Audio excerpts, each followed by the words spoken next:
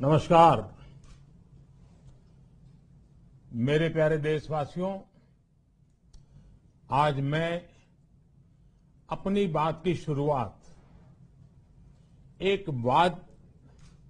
वेद वाक्य के साथ करना चाहता हूं। कृतं में दक्षिणे हस्ते जयो में सव्य आहितः। इस बात को भारत के संदर्भ में देखें तो बहुत सीधा साधा अर्थ यही है, हमारे देश ने एक तरफ कर्तव्य का पालन किया तो दूसरी तरफ उसे बड़ी सफलता भी मिली। कल 21 अक्टूबर को भारत ने 1 बिलियन 100 करोड़ वैक्सीन डोज का कठिन लेकिन असाधारण लक्ष्य प्राप्त किया है। इस उपलब्धि के पीछे 130 करोड़ देशवासियों की कर्तव्य शक्ति लगी है। इसलिए ये सफलता भारत की सफलता है, हर देशवासी की सफलता है। मैं इसके लिए सभी देशवासियों को हृदय से बधाई देता हूं। साथियों, 100 करोड़ वैक्सीन डोज ये केवल एक आंकड़ा नहीं है, ये देश के सामर्थ्य का प्रतिबिंब है, इतिहास के नए अध्याय की रचना है। ये उस नए भारत की तस्वीर है जो कठिन लक्ष्य निर्धारित कर उन्हें हासिल करना जानता है। ये उस नए भारत की तस्वीर है जो अपने संकल्पों की सिद्धि के लिए परिश्रम की पराकाष्ठा करता है। साथियों, आज कई लोग भारत के वैक्सीनेशन प्रोग्राम की तुलना दुनिया के दूसरे देशों से कर रहे हैं। भारत ने जिस तेजी से 100 करोड़ का 1 बिलियन का आंकड़ा पार किया है, उसकी सराहना भी हो रही है। लेकिन इस विश्लेषण में एक बात अक्सर छूट जाती है कि हमने ये शुरुआत कहां से की है। दुनिया के दूसरे बड़े देशों के लिए वैक्सीन पर रिसर्च करना, वैक्सीन खोजना, इसमें दशकों से उनकी महारत है, एक्सपर्टाइज थी। भारत अधिकतर इन देशों की बनाई वैक्सीनेशन पर ही निर्भर रहता था। हम बाहर से मंगवाते थे। इसी वजह से जब 100 साल की सबसे बड़ी महामारी आई तो भारत पर सवाल उठने लगे, क्या भारत इस वैश्विक महामारी से लड़ पाएगा? भारत दूसरे देशों से इतनी वैक्सीन खरीदने का पैसा कहां से लाएगा? भारत को वैक्सीन कब मिलेगी? भारत के लोगों को वैक्सीन मिलेगी भी या नहीं? क्या भारत इतने लोगों को टीका लगा पाएगा कि महामारी को फैलने से रोक सके? भांति भांति के सवाल थे। लेकिन आज ये 100 करोड़ वैक्सीन डोज हर सवाल का जवाब दे रहा है। भारत ने अपने नागरिकों को 100 करोड़ वैक्सीन डोज लगाई हैं और वो भी मुफ्त, बिना पैसा लिए। साथियों, 100 करोड़ वैक्सीन डोज का एक प्रभाव ये भी होगा कि दुनिया अब भारत को कोरोना से ज्यादा सुरक्षित मानेगी। एक फार्मा हब के रूप में भारत को दुनिया में जो स्वीकृति मिली हुई है, उसे और मजबूती मिलेगी। पूरा विश्व आज भारत की इस ताकत को देख रहा है, महसूस कर रहा है। साथियों, भारत का वैक्सीनेशन अभियान सबका साथ, सबका विकास, सबका विश्वास और सबका प्रयास का सबसे जीवंत उदाहरण है। कोरोना महामारी की शुरुआत में ये भी आशंकाएं व्यक्त की जा रही थी कि भारत जैसे लोकतंत्र में इस महामारी से लड़ना बहुत मुश्किल होगा। भारत के लिए, भारत के लोगों के लिए ये भी कहा जा रहा था कि इतना संयम, इतना अनुशासन यहां कैसे चलेगा।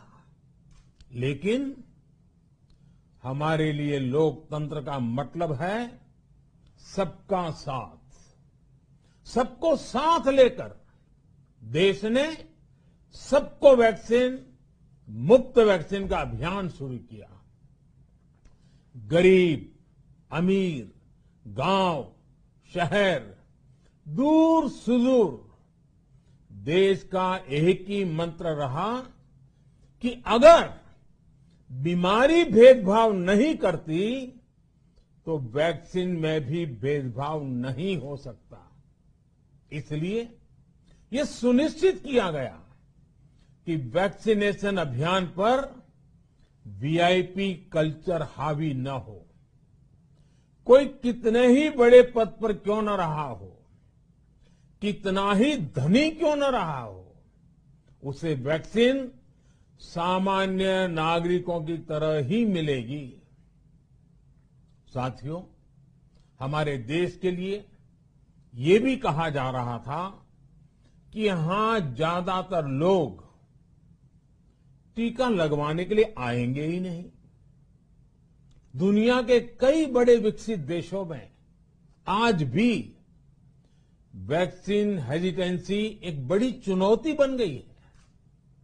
लेकिन भारत के लोगों ने 100 करोड़ वैक्सीन डोज लेकर ऐसे लोगों को निरुत्तर कर दिया है। साथियों, किसी अभियान में जब सबका प्रयास जुड़ जाता है तो परिणाम अद्भुत ही होते हैं। हमने महामारी के खिलाफ देश की लड़ाई में जन भागीदारी को अपनी पहली ताकत बनाया। फर्स्ट लाइन ऑफ डिफेंस बनाया। देश ने अपनी एकजुटता को ऊर्जा देने के लिए ताली, थाली बजाई, दिए जलाए। तब कुछ लोगों ने कहा था कि क्या इससे बीमारी भाग जाएगी? लेकिन हम सभी को उसमें देश की एकता दिखी, सामूहिक शक्ति का जागरण दिखा। इसी ताकत ने कोविड वैक्सीनेशन में आज देश को इतने कम समय में 100 करोड़ तक पहुंचाया है। कितनी ही बार हमारे देश ने एक दिन में 1 करोड़ टीकाकरण का आंकड़ा पार किया है। ये बहुत बड़ा सामर्थ्य है, प्रबंध कौशल है, टेक्नोलॉजी का बेहतरीन इस्तेमाल है, जो आज बड़े बड़े देशों के पास भी नहीं है। साथियों, भारत का पूरा वैक्सीनेशन प्रोग्राम विज्ञान की कोख में जन्मा है, वैज्ञानिक आधारों पर पनपा है और वैज्ञानिक तरीकों से चारों दिशाओं में पहुंचा है।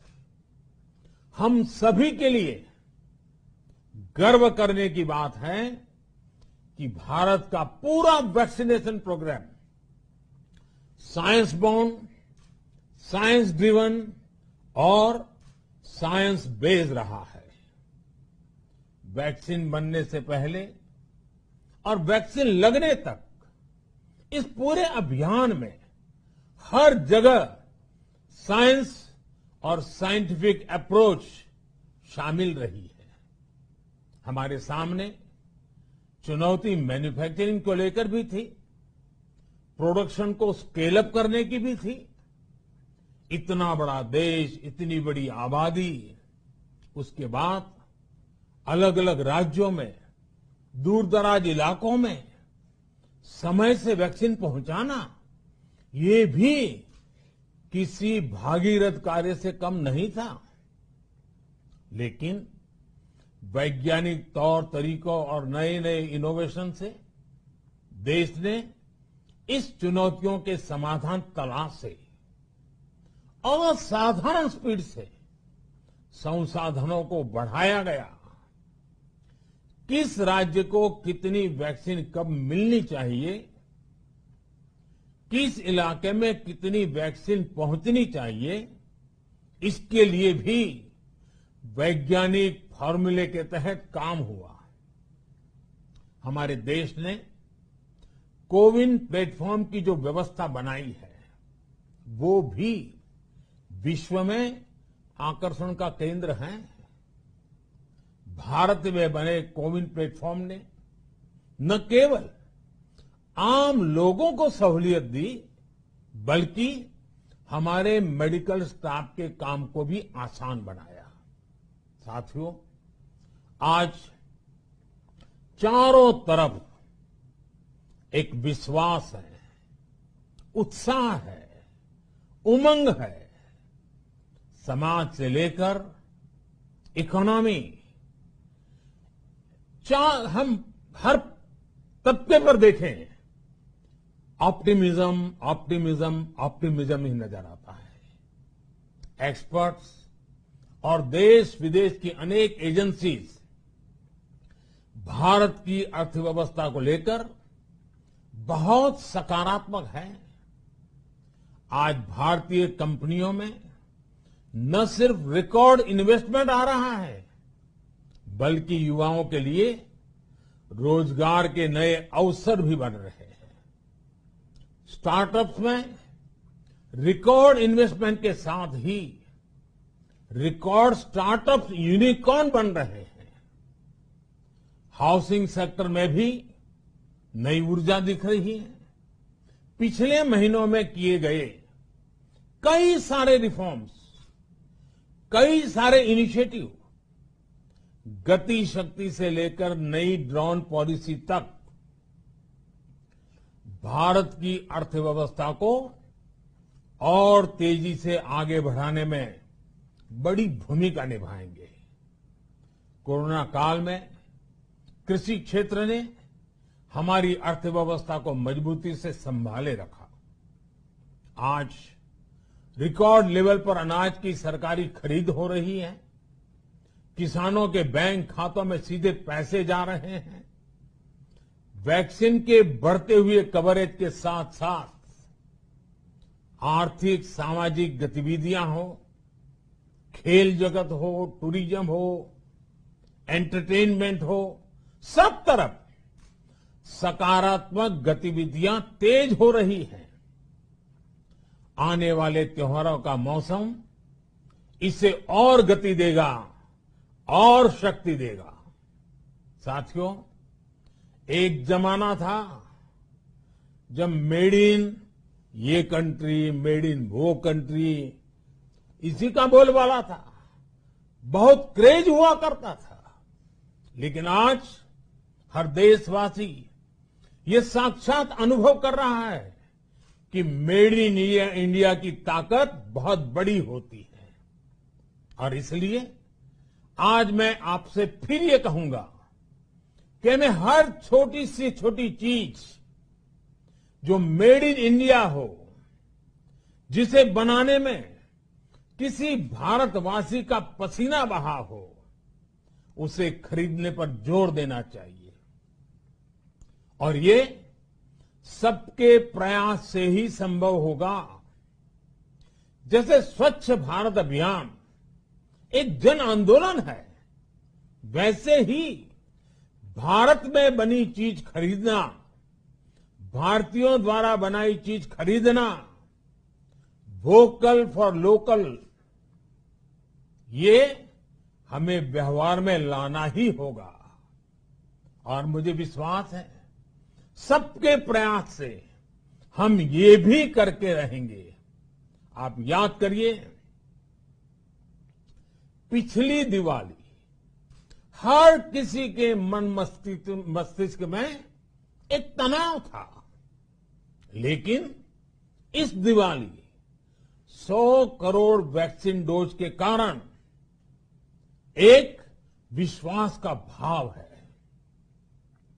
अगर मेरे देश की वैक्सीन मुझे सुरक्षा दे सकती है, तो मेरे देश का उत्पादन, मेरे देश में बने सामान मेरी दिवाली और भी भव्य बना सकते हैं।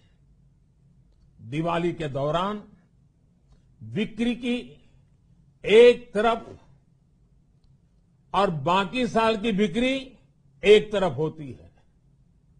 हमारे यहां दिवाली के समय, त्योहारों के समय बिक्री एकदम बढ़ जाती है। 100 करोड़ वैक्सीन डोज हमारे छोटे छोटे दुकानदारों, हमारे छोटे छोटे उद्यमियों, हमारे रेहड़ी पटरी वाले भाइयों बहनों, सभी के लिए आशा की किरण बनकर आई है। साथियों, आज हमारे सामने अमृत महोत्सव के संकल्प है, तो ऐसे में हमारी ये सफलता हमें एक नया आत्मविश्वास दिलाती है। हम आज कह सकते हैं कि देश बड़े लक्ष्य तय करना और उसे हासिल करना बखूबी जानता है, लेकिन इसके लिए हमें सतत सावधान रहने की जरूरत है। हमें लापरवाह नहीं होना है। कवच कितना ही उत्तम हो, कवच कितना ही आधुनिक हो, कवच से सुरक्षा की पूरी गारंटी हो, तो भी